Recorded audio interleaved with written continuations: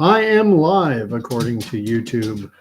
Hello, everyone. Here's Candy, Gordon Causey, coming to you today. Today's date is Thursday, May 30th, 2024, and it's right now 9:56 p.m.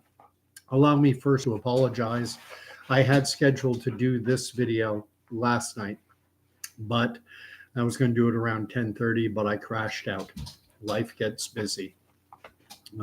Welcome to this miserable, pathetic YouTube channel. No production values and scheduling can be problematic. But at any rate, thank you to everyone who's been watching, liking, subscribing to my channel. And if you have been, you know that Candy expects her treat. So let's get that out of the way. All right, come on up. Good girl. And I see I have one person watching. I do have the live chat on. I wanted to talk tonight. Well, I wanted to talk about it yesterday, but as I say, life happens. I was worn out yesterday. About the global pandemic treaty that was being hashed out by the World Health Organization. They had been seeking new powers for the next pandemic that they're telling us is not a matter of when, or it's not a question of if there will be another one, just a question of when. They're priming the pump and telling us that another pandemic is coming. And to be perfectly frank and honest, I'm still waiting for the first one. Hey, Sandy Sanderson, good to see you. Thank you for jumping on. You know how much I like the engagement. Anyway, I'm still waiting for the first pandemic. COVID did not meet the threshold in my non-expert view. If COVID was a pandemic, then we have a pandemic every flu season. That is my take. And what bothers me most is that they're trying to frame this as the reason. Simple Mind, good to have you back. They're trying to frame it as the reason why the pandemic,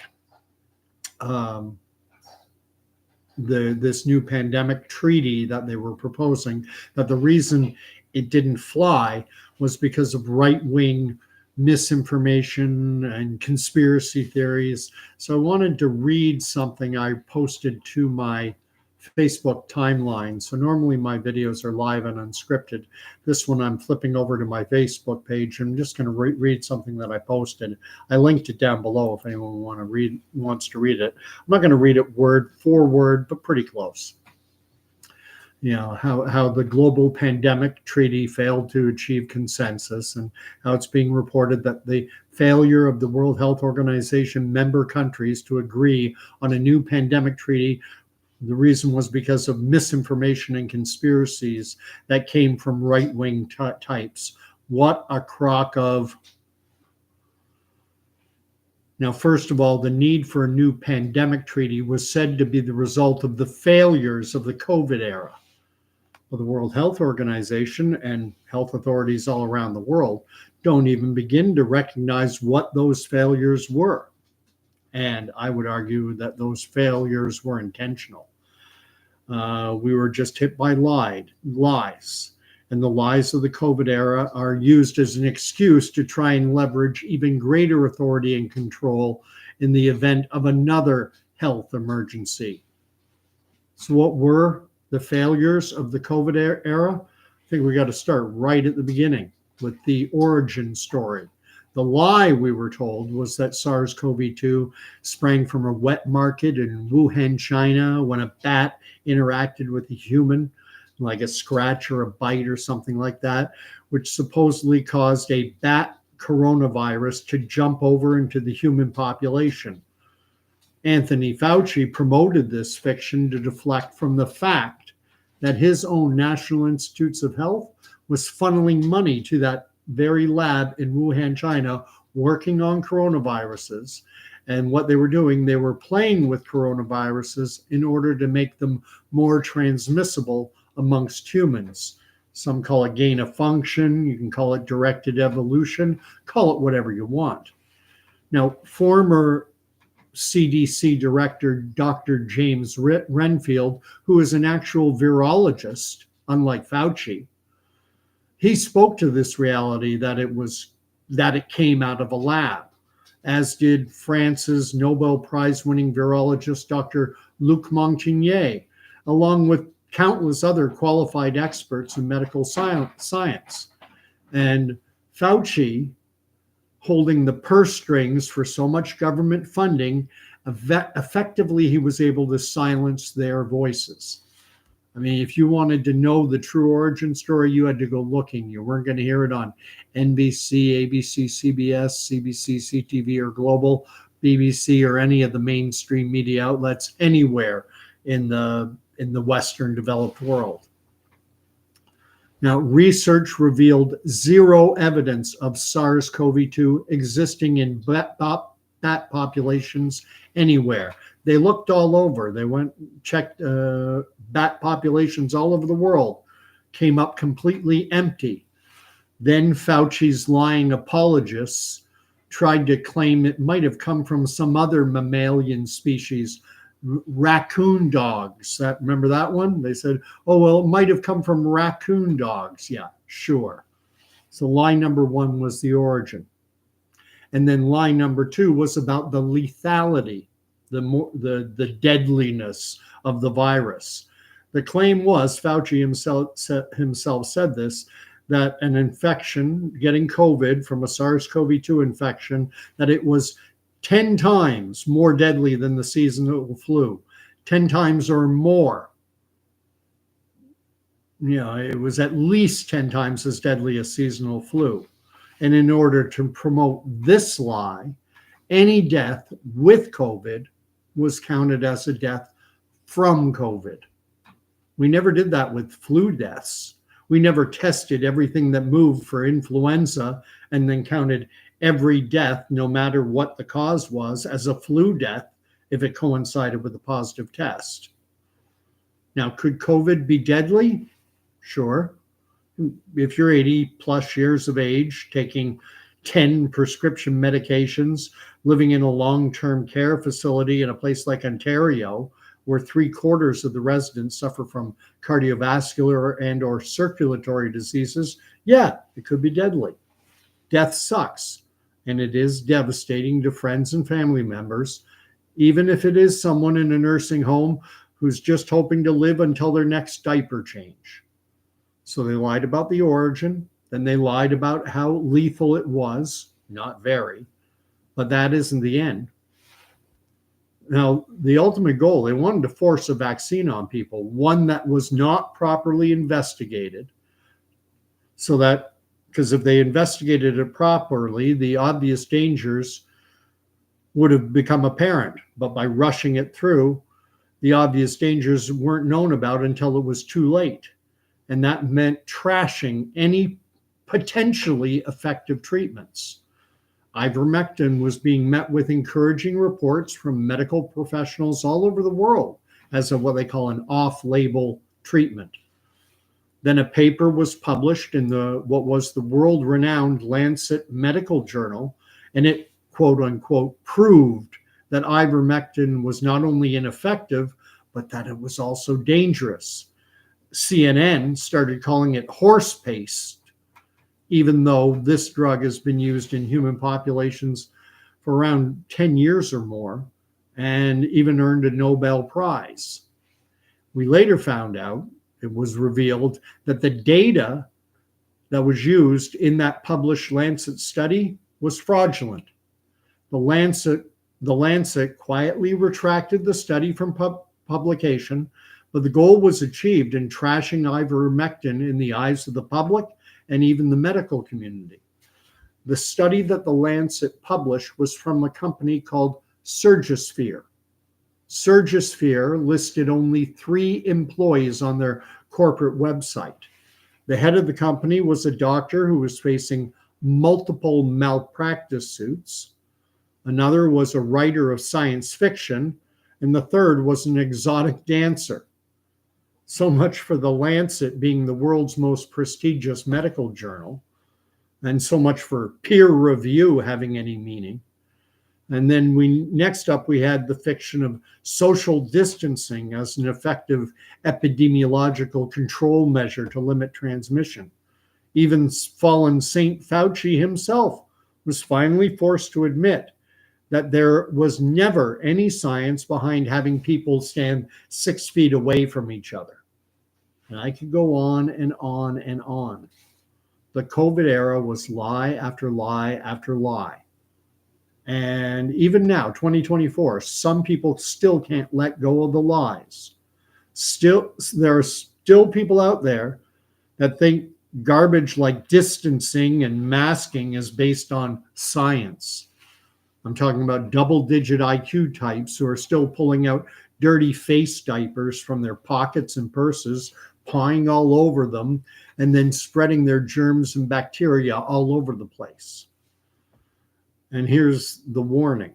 But just because the World Health Organization failed to get a new pandemic treaty to mandate this garbage on us again, that doesn't mean they won't keep trying. They wanted new powers. They wanted their authority to be mandated. They wanted to be able to force a country like Sweden to institute these garbage mandates that are non-science based onto them because under the guise of World Health. The COVID lies started 4 years ago, and now that we've gotten back to normal, people are watching the NFL or NBA playoffs, back to watching our streaming show. It's fading into the background, but we can't forget, well, they'll try to pull this same crap again. Could be months, could be years, but they will try and do it again. And Simple Mind writes, I'm back to my screen now, WHO, the beginning of the new world order. They're an element of it. If you put the label health, this is for public health. You put that label on something, and especially if you're doing it in tandem with a fear propaganda psychological operation that has people afraid of their own hands and the very air you breathe, and we'll keep you safe. Just do whatever we say. I think it was Benjamin Franklin. I don't know whose quote it is, but it's a very prescient quote, and it is, those who trade their liberty and freedom for security will have neither. The only way we have security is through our freedom and through our liberty. And that broke a couple days ago, the fact that the World Health Organization, that they failed to meet their deadline to have they're called the International Health Regulations. They were last updated in 2015. That was the treaty, the pandemic treaty that we were operating under during the SARS or during the COVID era. And they wanted increased powers for the next pandemic that's planned. And it failed. And so were there to be another pandemic declared, it's important to know that these mandates they have no real legal basis, at least in terms of an internationally signed treaty. What they wanted to do was to give increased powers to the World Health Organization to mandate. They wanted to have the Director General of the World Health Organization, who at the moment is this Dr. Tedros guy, I can't say his last name. They want him to be able to arbitrarily decide when to declare a health emergency and what constitutes a health emergency. I've been openly speculating that they could turn around and declare that climate change, the big bad boogeyman of climate change, represents a health emergency. And then had they had this new international health regulations, an updated version, a pandemic, another word for it is a pandemic treaty, then it would give Tedros and the World Health Organization enormous powers to invade the lives of Canadians, Americans, Europeans, any signatory nations. Betty Zoom is listening in. Hi, Betty Zoom, who think that's Niagara region where she is. But at any rate, the other big news today dropped, and I'll just mention it quickly. Donald Trump was convicted apparently on all 34 counts of his what they were referring to as a hush money trial. I'm frankly amazed. I did not expect that. I was fully expecting a hung jury. That's what I was expecting. Ultimately, I don't think it matters one way or the other because Trump is skilled at spinning things very well, and he will spin this, as he has been from the beginning, as a witch hunt. They're doing everything and anything they can to keep him from securing another term in the White House. And now, they've got, I don't know how old Robert De Niro is. He's got to be in his 80s by now. And this is this is the big weapon that the Democrats are using to try and quash Trump. It's going to be interesting. I'm not making any predictions about the November election. If I was an American and voting in that election, I would be voting Trump every day of the week and twice on Sunday. If it's a choice between Trump and Biden, it's no contest. Sleepy, creepy Joe Biden, forget it. But I'm not an American, so I don't have a vote, so it's irrelevant. Anyway, that's basically all I wanted to talk about tonight. I mean, things in Israel are continuing, another topic that I cover a lot, that I like to talk about a lot, but there's not much new happening aside from the fact that Israel is, I guess they would say, prosecuting its war in Rafah, in the southern enclave of Rafah. And there are increased calls for a ceasefire. The president or prime minister, I don't know what Turkey's political framework is, if they're a republic, a parliamentary democracy, whatever. But I think he's the president, Endigan. I can't even pronounce his name. He's now calling for the Islamic world to come together to go up against Israel. We shall see what happens. And that's on the one side. And the other side, now we have talk of the U.S. giving the okay to Ukraine to use U.S. weapons to attack Russia with. And the escalation, I think we'll see, at some point I'm expecting to see Taiwan invaded by the Chinese. So lots of things are happening in the world, and none of it's good. But as I always like to do, and what keeps me grounded is my faith in Jesus Christ. And as always, I'll invite anyone who is feeling the ground shake under their feet and is looking for a solid rock to put their feet upon. There is no rock more solid than faith in Jesus Christ.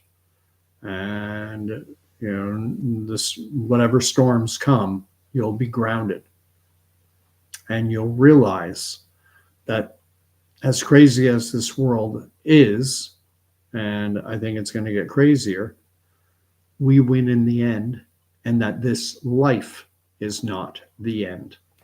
So anyway, Sandy, Simple Mind, Betty Zoom, thank you for chiming in.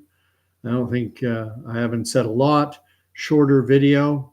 I'm not going to go over 20 minutes by the looks of it. Thank you for the likes, 6 already. Thank you for the subscriptions, kind of stalling in around the 920 area. We'll see what happens in the days and weeks ahead and the months ahead. Will I crack that 1,000 barrier? Who knows? If I do, great. If I don't, oh well, no biggie.